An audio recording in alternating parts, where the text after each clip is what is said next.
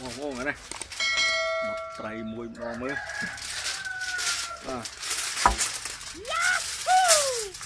một tray mò mới ô này đột tray mùi xạ mơ mơ chanh này ô nè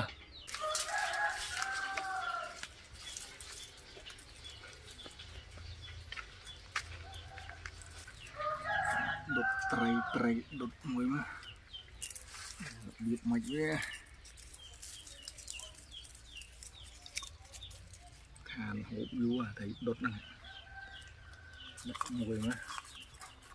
và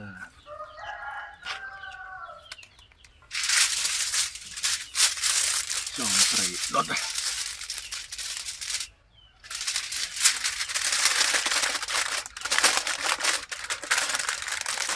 chọn từng hồ em thấy mà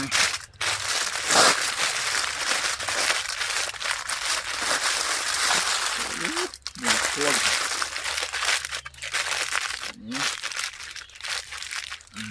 nước chèn nó chèn đâu đột đâu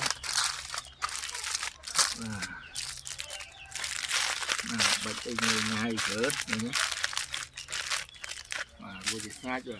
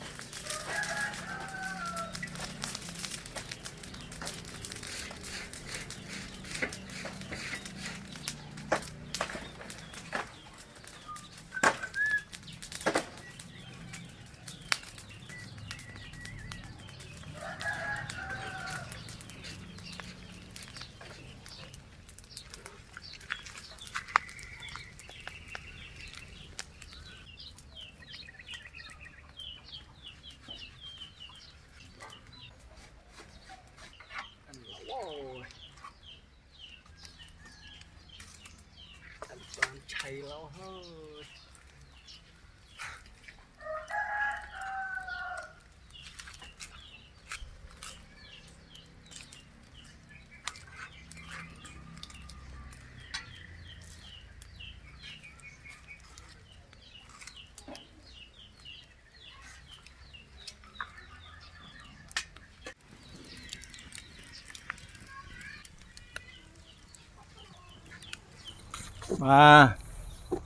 chùm rít xua bong hôn tray dương ăn nó bong hôn á rồi đỏ áo cái đài thấy ăn ơi rồi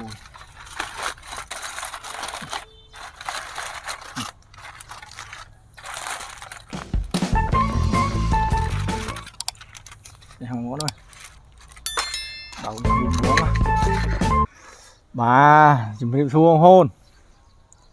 cứ thầm mấy chai mong đi mong vô ơi này wow hôi hôi món hôi hôi tỏ nhám ở này bọc mai hôn này lịch rịp rộp tay nhám ở bà rịp rộp lịch rịp rộp hẹp này mong hôn á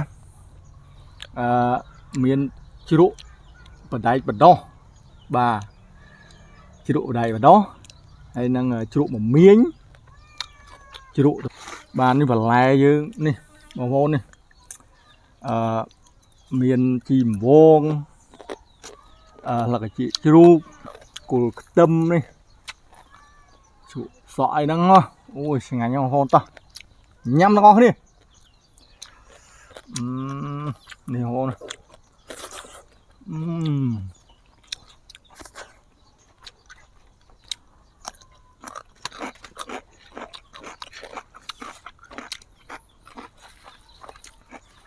kìa chị hòm luôn á bà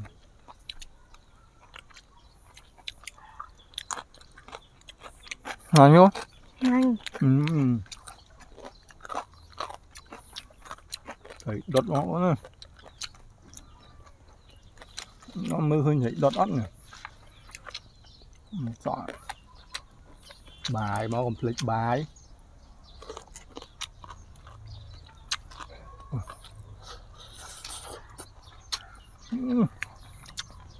ngay miền trên nhiều không bố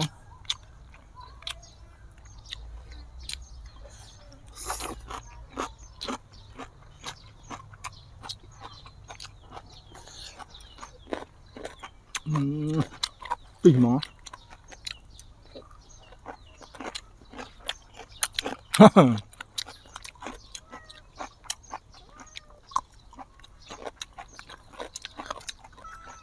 nhưng mà chào cô tâm đi nhóm này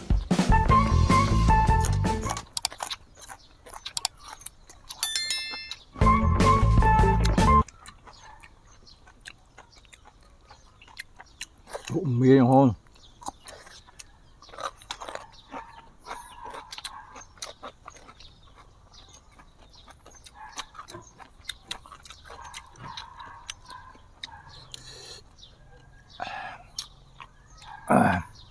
ngon tia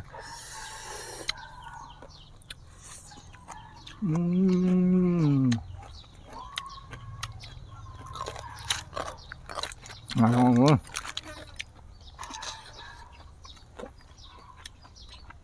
buông tàu với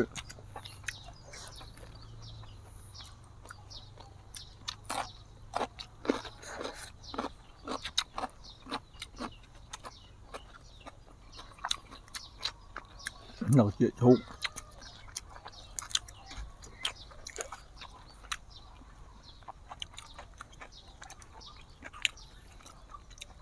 đốt này lại mà tìm mùi mà đi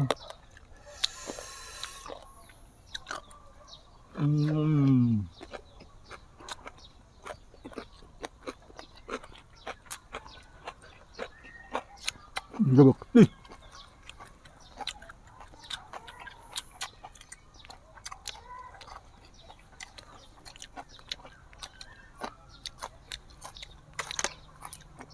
ngắm tuột của ăn hành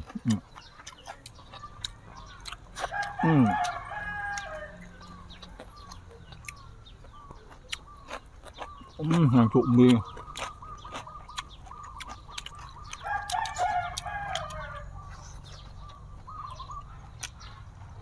nó ai rồi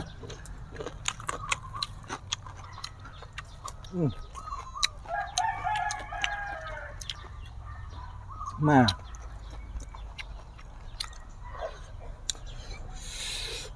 đầu gần trên của nó ôi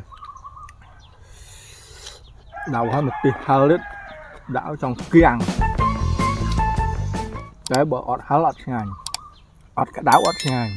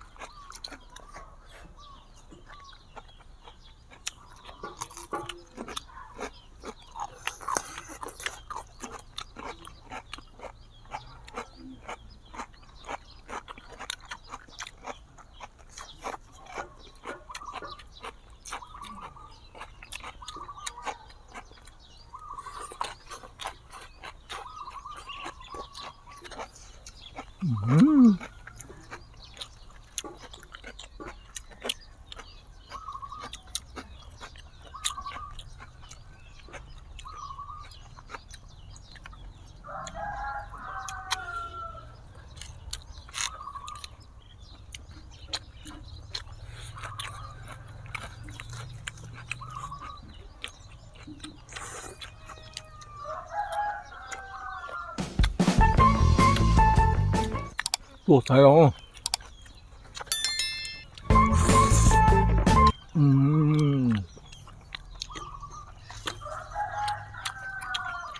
Ê.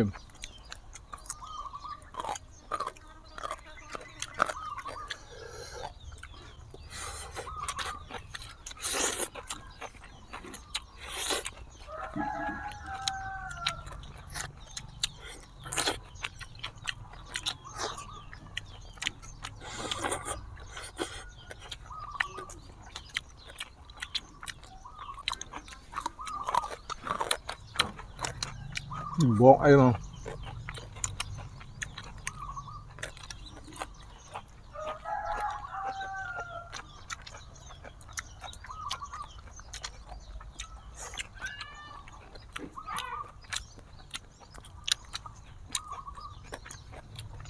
Hành khăn mà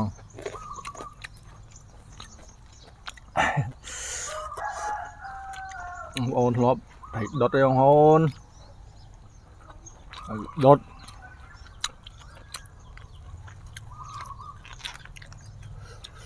nhìn được chít mùi ngang lốp rồi mùi trụ sọ trụ đẩy đó trụ mà miên ọ thọ dâu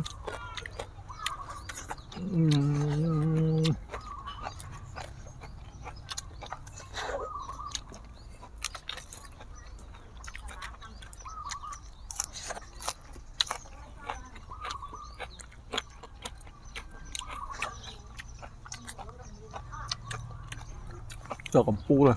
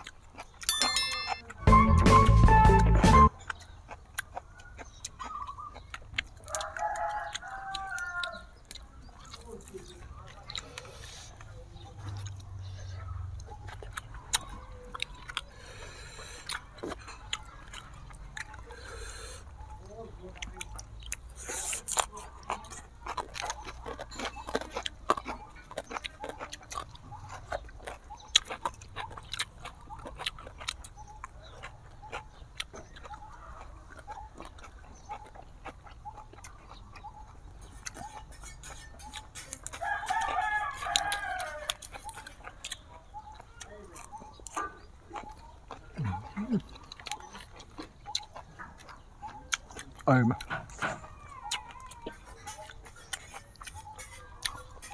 mặt nào chết à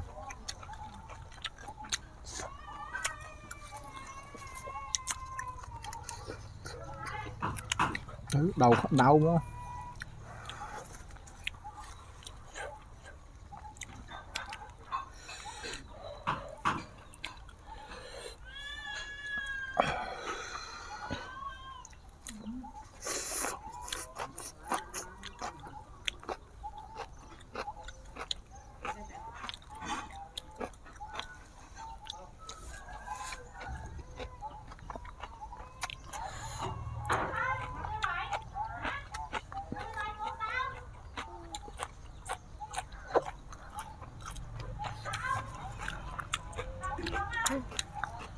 Em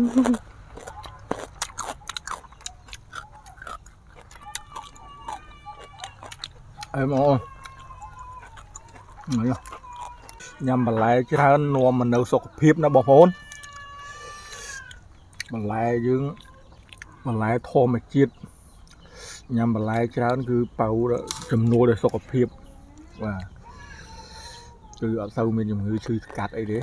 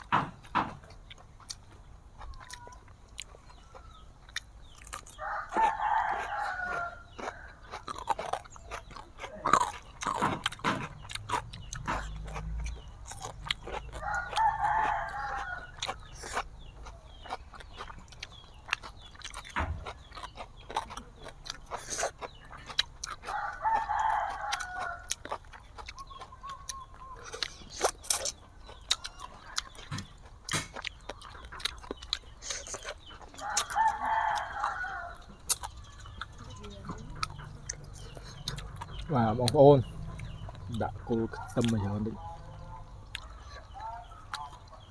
này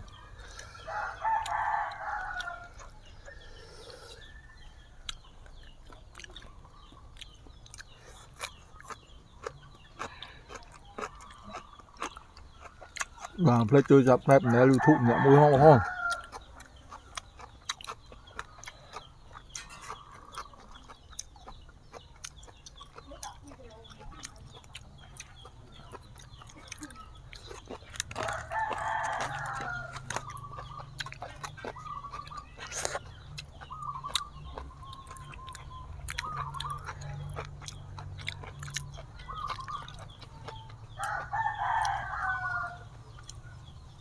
ai đâu À đây. à wow thôi xong chùm bếp lia à ta xong chui subscribe channel YouTube này lại môi ho ho và con bye bye